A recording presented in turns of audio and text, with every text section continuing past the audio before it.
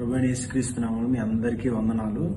బెహ్రాన్ దేశంలో 24వ తారీఖున రావడం జరిగింది. 24వ తారీఖు నుంచి 28వ తారీఖు వరకు కాన్ఫరెన్సెస్ లో ఉండడం వల్ల ఈవెన్ కాల్స్ కానీ మెసేజెస్ కానీ ఏమీ నేను అటెండ్ చేయడం కానీ ఈవెన్ సరిగ్గా ఎవరికి రెస్పాండ్ అవ్వలేకపోయాను. దేవుని మహాకృపలో కాన్ఫరెన్స్ లో చాలా విషయాలు నేను నేర్చుకోవడం జరిగింది. దేవుని కృప ఏంటంటే పరిచర్య ఏంటి, ఎలా నడిపించబడాలి, ఎలా బ్రతకాలి, ఎలా నిలబడాలి, సేవకులతో ఎలా ఉండాలన్నది నేను ఈ కాన్ఫరెన్స్ లో చాలా తెలుసుకోవడం జరిగింది. దేవుని మహాకృప ఈ రోజు వరకు మేము సజీవంగా ఉంటే కేవలం ఆయన కృపే. అయితే గత శనివారం చాలా మంది సేవకులు రిటర్న్ వెళ్ళాలి, ఇండియాకి రిటర్న్ వెళ్ళాలి.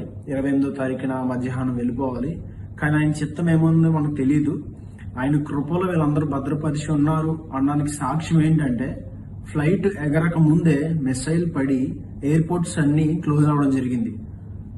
వీళ్ళు ఎగిరిన నిమిషంలో ఒక మిసైల్ ఒక చక్రానికి తగిలిన, ఫ్లైట్ కి తగిలిన 80 మంది సేవకులు ఈరోజు మనం దాని గురించి మాట్లాడుకుంటా ఉన్నాము అంటే కేవలం ఆయన కృప. ఆయన చేసిన మేలుకై ఇక్కడున్న ప్రతి ఒక్క సేవకులు స్తుతించారు. మాకు ఇక్కడున్న సేవకులు అంటే బెహ్రాన్ దేశంలో ఉన్న ప్రతి సేవకులు కూడా, ఇక్కడ ఉన్న ప్రతి సంఘస్థులు కూడా మాకు ఎంతగానో సపోర్ట్ చేశారు.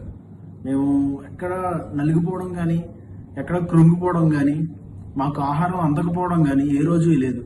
దేవుని మహాకృప ఏంటంటే ఈ రోజు వరకు మేము సజీవంగా మేము ఇంట్లో ఎలా ఉంటామో, మా చర్చిలో మేము మందిరంలో ఎలా ఉంటామో, మా సంఘ బిడ్డలతో ఎలా భోజనం చేస్తామో అట్టి రీతిగానే ఈ వారం రోజులు కూడా ఇక్కడ ఉన్న సేవకులతో, ఇక్కడ ఉన్న పరిచారకులతో కలిసి భోజనం చేయడం, కలిసి వాళ్ళతో ప్రార్థనలు ఏకీవించడం నిజంగా దేవుడిచ్చిన ఘనత.